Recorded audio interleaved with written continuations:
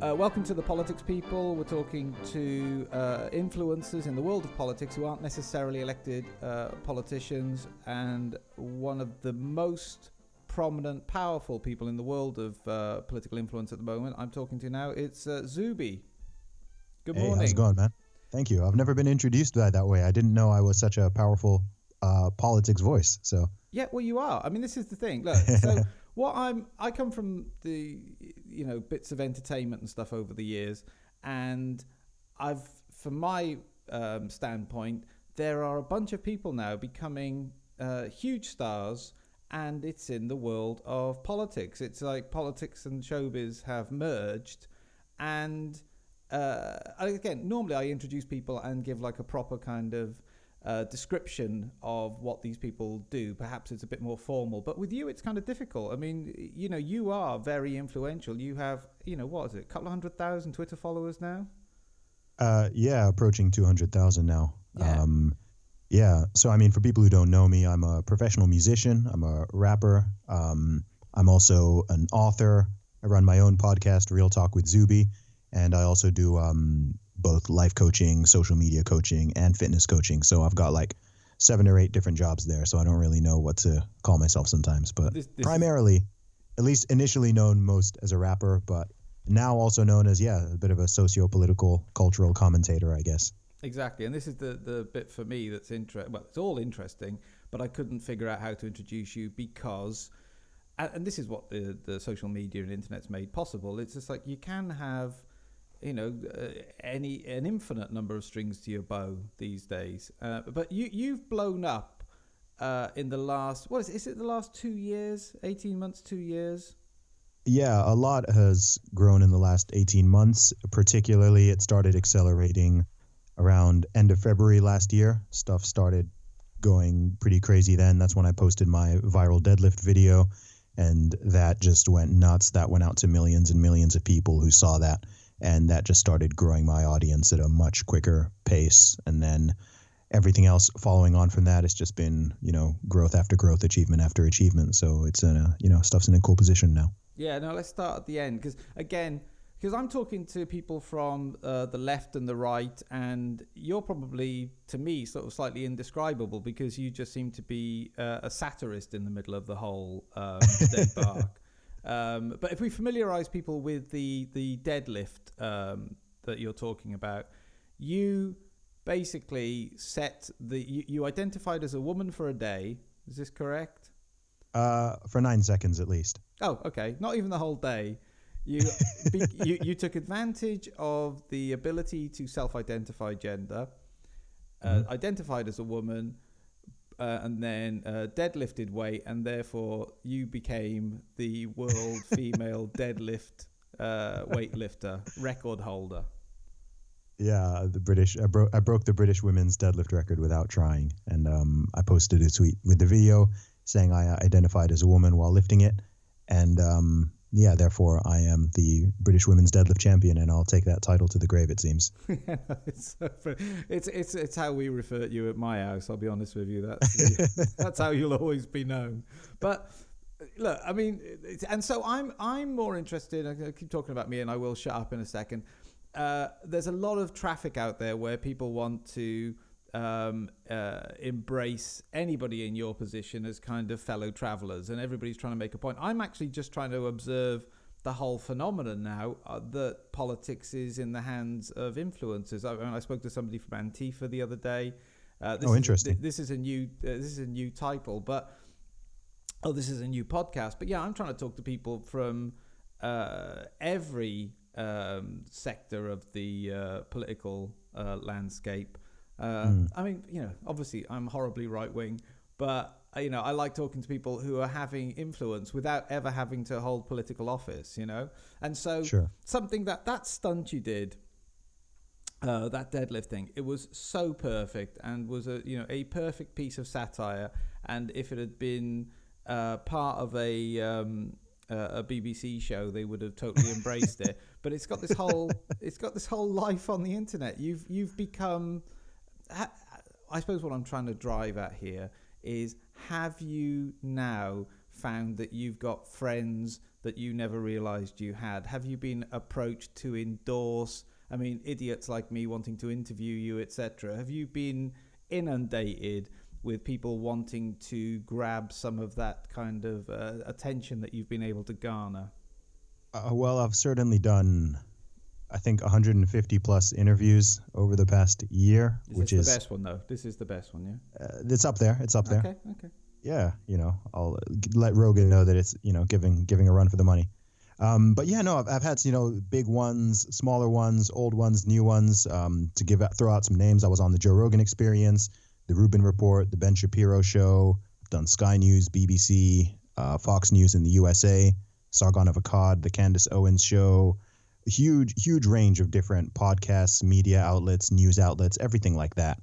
So, yeah, it's been pretty crazy, just the sheer number of people who know me now, in the UK, abroad, in the USA. I mean, it's been nuts. I did a 9-week trip in the US last year, and yeah, I got recognized in all of these cities that I'd never even been to before. And it was just funny, especially coming from a music background. I've been putting in all this grind in my music for the past 10 years. And lo and behold, the thing that puts me on millions of people's radar isn't even one of my songs or one of my music videos, but it's a 9-second clip of me doing a deadlift with a funny caption on it. And that is what brought so many people's attention towards me. And so many people off the back of that have discovered my other work, discovered my podcasts and interviews, and of course my music, my book, which I released last year, Strong Advice, everything like that. So it's been, it's been a blessing, really. It's been a blessing. And because it's come off of the back of such a large body of work and consistent effort, it also means that I know how to maneuver in this position, even though I haven't been here exactly before. It's not like, I've been somewhat in the public eye since, I don't know, 2006, 2007, amongst my small audience in certain pockets of the UK. And so that's been a very gradual rate of growth. So it means that I'm able to deal with it all without going crazy, which is a legitimate concern, because I think, especially in this world of online and instant gratification and stuff, you get a lot of people who become public figures or become famous or go viral or whatever, and they're not remotely ready to handle the attention in any way, shape, or form. But fortunately with myself, I've been dealing with that for over a decade. And so all that's happened is the volume has gone up, but it doesn't sort of drive me off the rails. I can stay grounded. I know what I stand for. I can remain authentic. And that's kind of all I do. I'm just honest to myself. I'm true to myself. I try not to, put out anything that I cannot stand by. I try to just speak the truth, be honest, whether or not people like it or dislike it or support it or oppose it or whatever. I'm just like, look, I'm just going to be honest. I'm not going to pander to anybody. I'm not going to put out an opinion that I don't hold. I'm not going to talk about something that I don't want to talk about. I will talk about things that I do want to talk about. And it's like, take it or leave it. I accepted a long time ago that not everybody is going to like me, but those who do, often love me. So it's all good. No, that's really interesting. So are you seeing the parallels between your entertainment background and this newly found sort of satirist political platform that you have? Yeah, absolutely. I mean, it's in terms of being in the public eye and facing scrutiny and facing criticism and having supporters, having detractors, all of that, it's completely parallel with the world of music. And it's still to me, it's all just one thing. Like, I'm just Zuby. Yeah, I make music. Yes, I do this. Yes, I do that. I do all of these different things. But ultimately, like I said, I'm just me. And I find that the more me I am, the bigger my audience grows and the more successful I become. So that is my secret formula, which seems to be working pretty well. It's working extremely well. It's I mean, again, it feels like a pretty recent phenomenon. We've had the social media for really active for over a decade, but the idea of actually people having opinions become. I come from the world of stand-up comedy in the UK, and this is the nearest parallel I can see. The last explosion of talking generating, the stadium kind of level of attention was the UK stand-up comedy boom. And I'm seeing it happening again now. I'm seeing parallels. And again, see, it's people like you, because, I've got some interviews coming up today where I'm talking to people who have been newspaper columnists for decades, who have now, they've sort of migrated over to social media. You are an entertainer. This is the thing. You're an entertainer, and 20 years ago, you might have just expressed an opinion and it might just be lost in an interview somewhere. But actually now having an opinion is just as much a branch of the entertainment industry, as your rap career.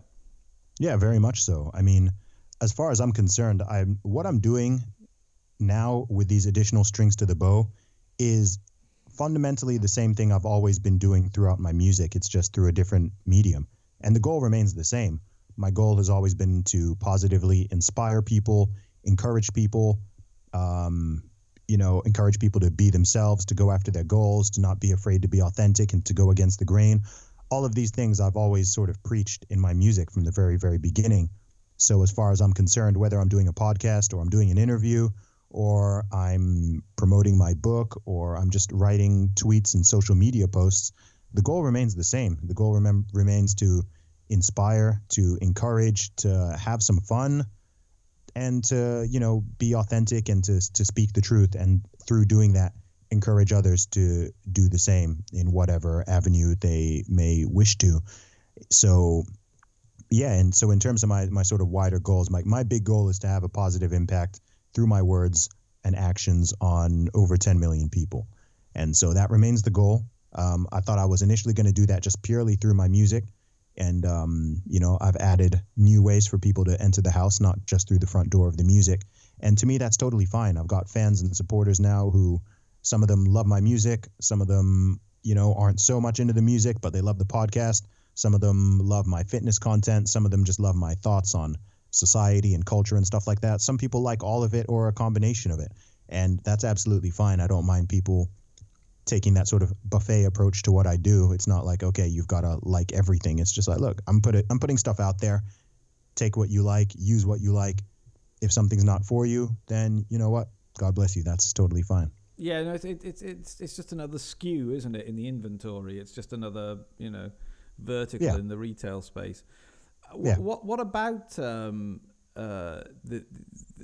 thing that brought you to most recent prominence, the deadlift? And I only want to go on about that because there was such a kind of that was such a huge event on the internet, and it was so funny what you did.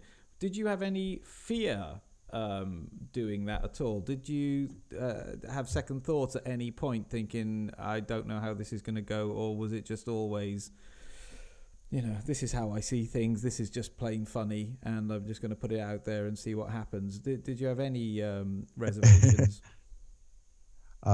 No, to be honest. No, it's great. So no, what should I be afraid of? Well, the reaction most people get, the whole thing about the king is wearing no clothes, the little kid. There's a few of those now in the sort of social media landscape, sort of poking holes in the kind of the woke argument, but they come in for a lot of attacks, a lot of personal abuse, and I can understand why they might be fearful of that, But yeah, sure. I'm blessed in the fact that I don't care. I care deeply about what my audience thinks about me and what people who I know and love think about me and what my family thinks about me. In terms of people who just don't get it and people who have no bearing on my life whatsoever, then I honestly don't really care. There's probably someone, as we've been doing this interview, probably at least 10 people have written something mean to me online. And you know what? I don't care. For those, maybe 100 people have written something nice. But ultimately, I know who I am. I know what my beliefs are. I know what I stand for. I know what I don't stand for. So, I kind of have a saying, never let a random stranger on the internet ruin your day, Have you seen, you must have seen now a huge volume of human nature directed at you. I mean, anybody that stands up and puts their head above the parapet is going to get a lot of attention. Have you seen a side of human nature that you didn't know existed since this kind of influx of attention? No, because I knew it existed. I already knew it existed, right? It's you can go back in history and look. It seems as long as human beings have existed, within reason, we've always had and exhibited some of the same behaviors. And I know that people who speak the truth always get criticized and sometimes even get persecuted.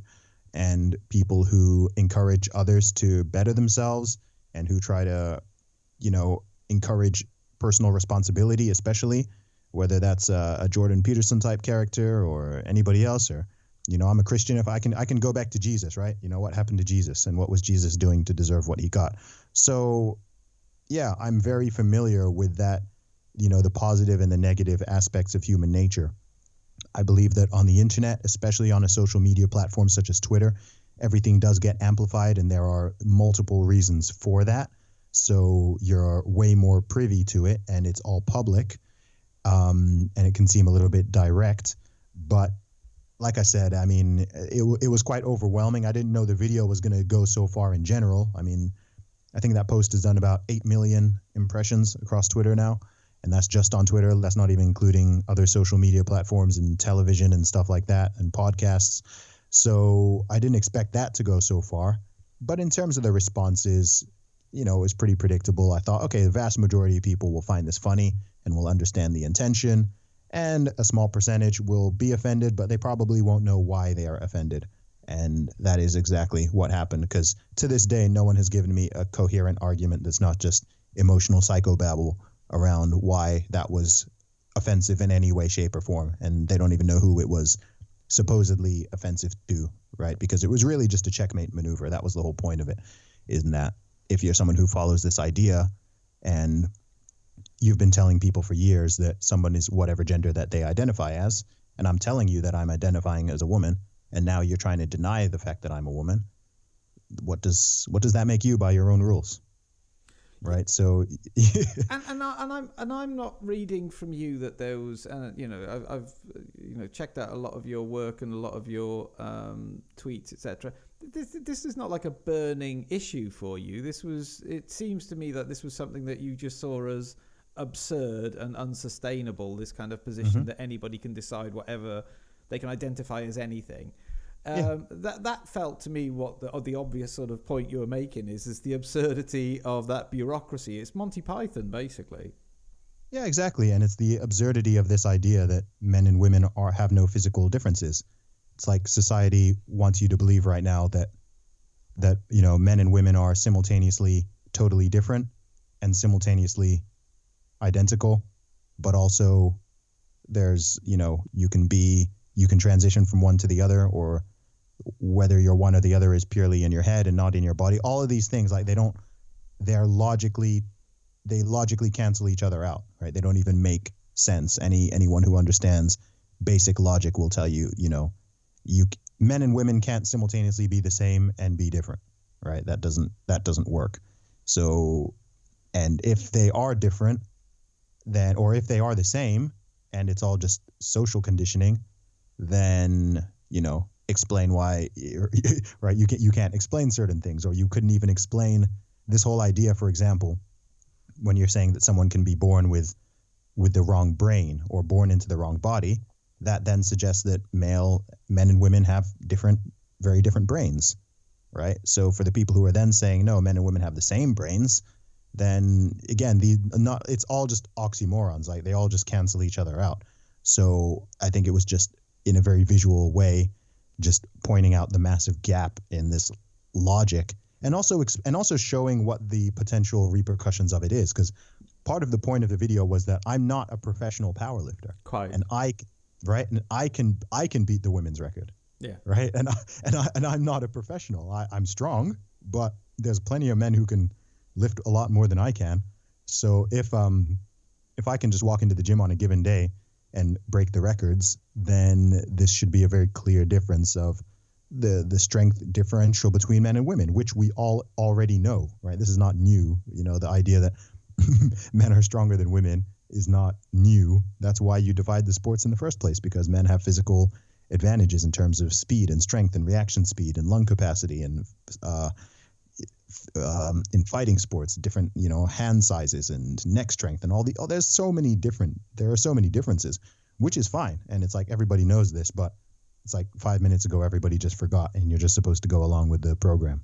Exactly. And for me, the just the added level that this debate is a social debate, and it's a philosophical debate often, but when it was made lawful, that's the problem for me, is when it becomes a matter of law, when it becomes unlawful to express or to say the opposite. I'm not saying they're rounding people up for expressing that, but institutions are forming policy based on a law that says anybody can self-identify.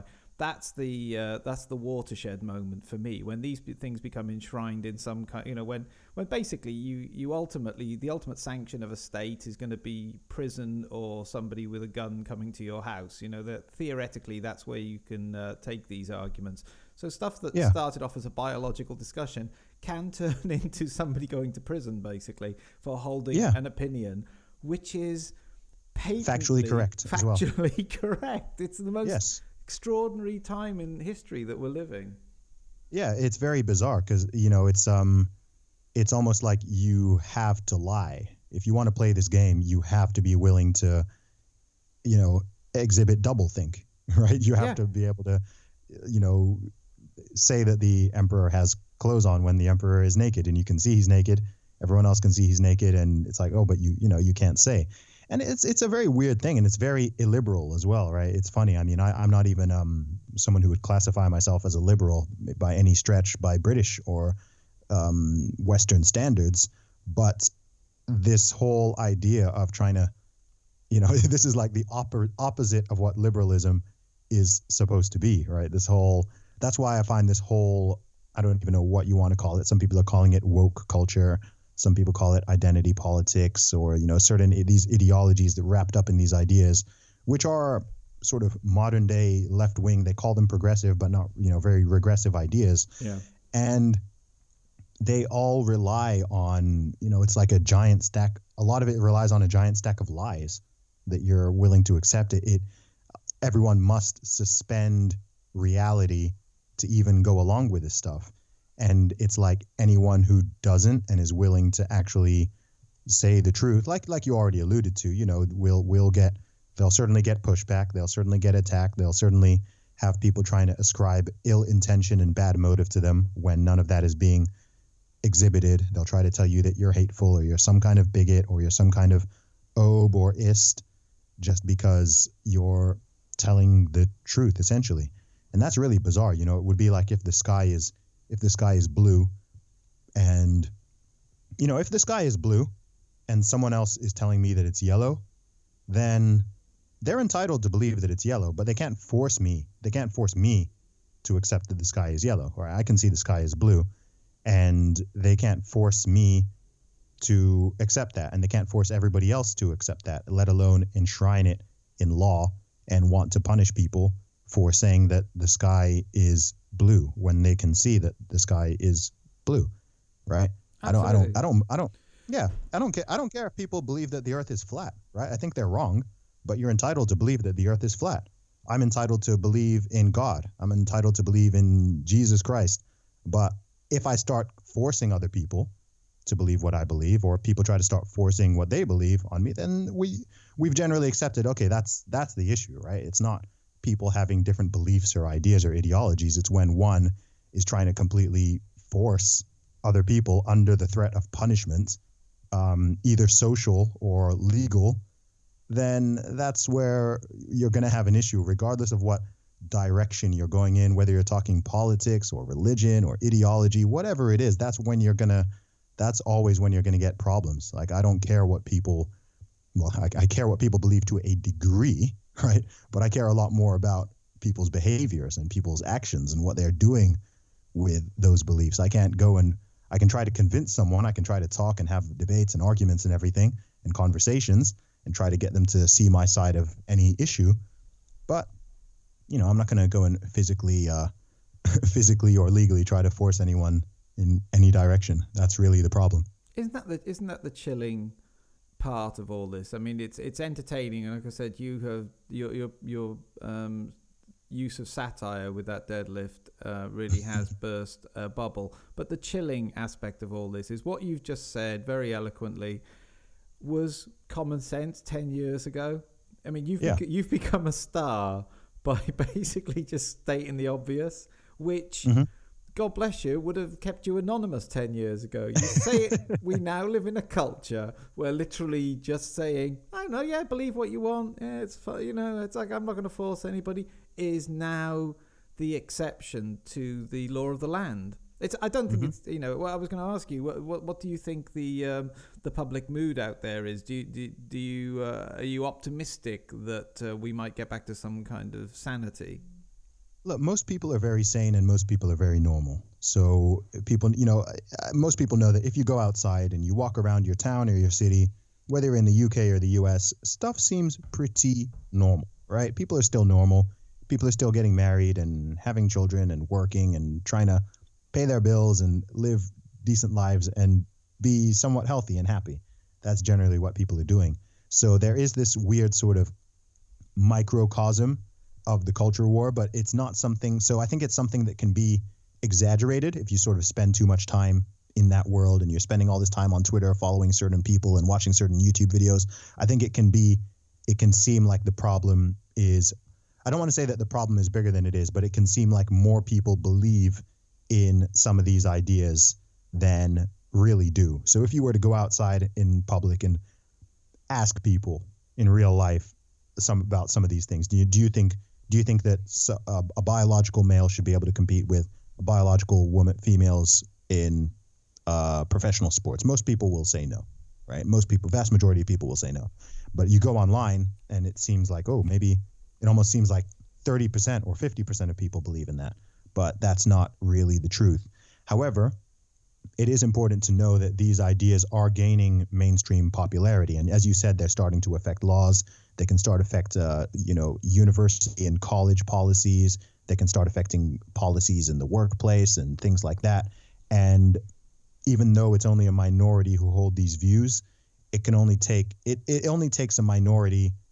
A minority can easily dominate a majority if the majority does not speak up and push back against that. Lots of historical examples of this, which is part of why I do think it's important to, and why I encourage other people to speak up on these ideas and issues if they feel like something is crossing a line or something's not acceptable or something's going too far, even if it started out with good intentions, let's say, then it's important to do that because silence can really be complicity. And by remaining silent, it just allows people who are in these mobs who want to bully and control other people, then it allows them to dominate the narrative and set all of the rules.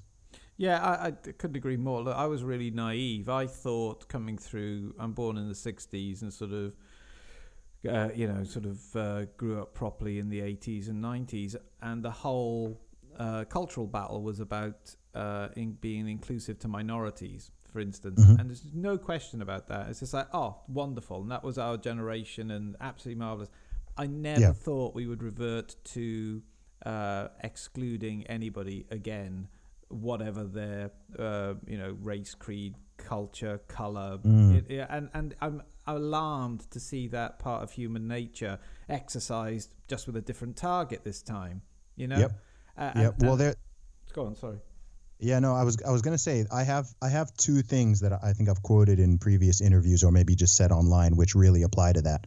The first one is that any socio-political movement without a clearly defined finish line seems to end up becoming what it was initially set up in opposition to. Right. And the second one is that a lot of these people, right, we do like to believe that everybody wants equality and fairness.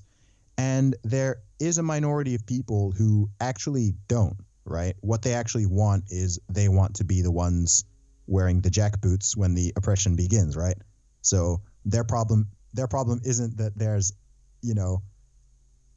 one group is treating another group badly or one individual is treating another individual badly. It's just that they want the roles to be reversed. And that can sound really dark, but that is really what we're seeing.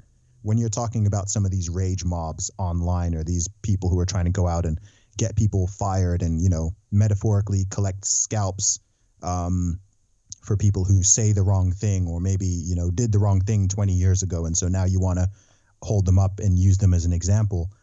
To me, these people, I think the mistake people make is assuming these people all have good intentions. And a lot of them do not, right? A lot of these people are just bullies who have found a new way to bully people. And it's just like the shoe's on the other foot now. So now, so now they can go online and they can say awful stuff about now certain other people, and they know that they can kind of get away with it, right? So they'll say things about, I don't know, white men that they would never dream of saying about black women or black men or Jewish women or Jewish men or whatever, right? Because they know, okay, well, it's kind of open season on white guys right now, so we can say this and it's somehow different or it's somehow fair or they somehow deserve it or whatever. And to me, this is the problem. It's like that pendulum swing rather than it stopping in the middle. It's like, okay, now it's swinging this far and now you're just doing the exact same thing that maybe 50 years ago was happening just the other way around. And it's like, well, that's not good. You're doing the same thing.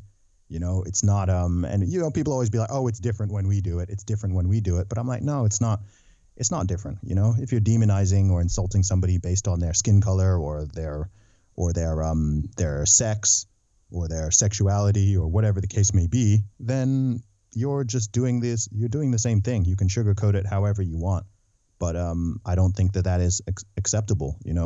I think what's quite radical about me is that I'm truly an equalist, right? Like in the true sense, not with all these weird double standards that people like to have. Like, oh, okay, it's different if that group does it against that one. If this group does this against that, then it's really bad. If they do it against them, oh, that's okay. It's different. It's different because of this or because of that or whatever. And I'm just like, no, it's just the same thing. It's really the same thing. Just treat people fairly and equally. Have equality of opportunities, which will not lead to equality of outcome, but just treat people fairly, be decent, be polite, don't obsess over immutable characteristics, so on and so forth, which I do believe that the vast majority of people subscribe to and abide by. But unfortunately, there's a multi-billion-dollar industry based around division and keeping people separated on all this dumb crap, and it's literally the way some people make their money. I know, it's extraordinary, isn't it? It's extraordinary. And as I said, I'm always the optimist for the indomitable human spirit. I think it'll all go so far, and then the grown-ups come back and just go, no, we're not doing this anymore. This is, no. And that's how it feels like. There was some 80s sci-fi film when, they had these aliens, and then at the end of the film you find out that the aliens were just kids, basically, and then the dad, I can't remember, Last Starfighter or something. But what's the future for Zuby now then? What do you do with your? I mean, basically, you now are more powerful than most elected politicians. Isabel Oakeshott was a guest the other day, and she Googled it, and so you got 200,000 Twitter followers. The average MP has 70,000 constituents, apparently. So you're like about 3 times more powerful than a constituent MP in the UK. Yeah. What are you going to do with what's coming next? Wow. Well, I'm going to be putting out. I haven't put out any new music since this whole crazy growth has happened, which is nuts. Just because I've been distracted and busy with so many other things. So I'm going to put out some brand new music this year. I want to release at least 5 or 6 new singles and music videos. I'm going to be working on a brand new book. That's more of a long-term project. I'm working on a social media course, which is going to be released in the next couple of months.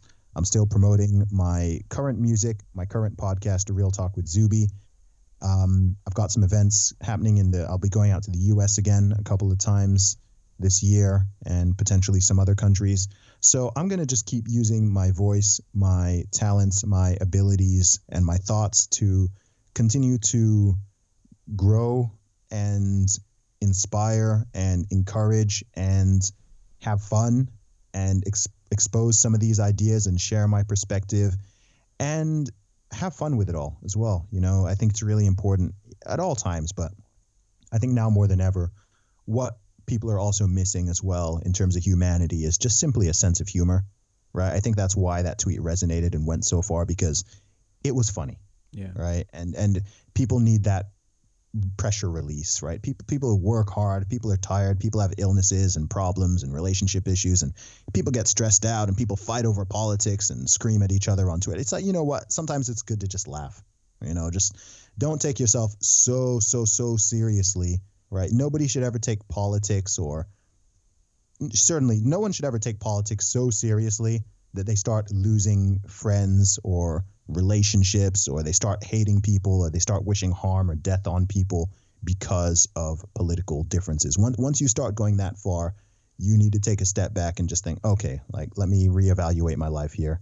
Let me not take this so seriously. Let me relearn how to laugh and to, take a joke, right? Not find out. It's like people want to be offended rather than wanting to laugh. You see what I mean? And it's like, that's not normal. That needs to stop, and people need to chill out.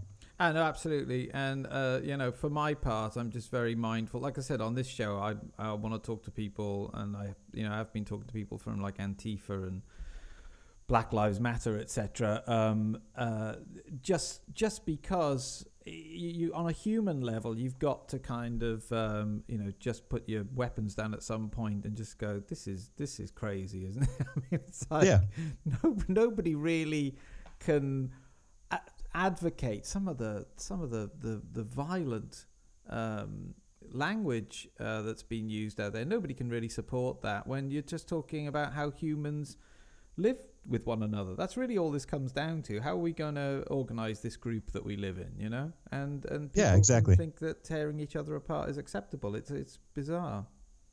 Like I always say, we all have to inhabit the same cities, countries, certainly the same planet, so you may as well work out how to get on with each other.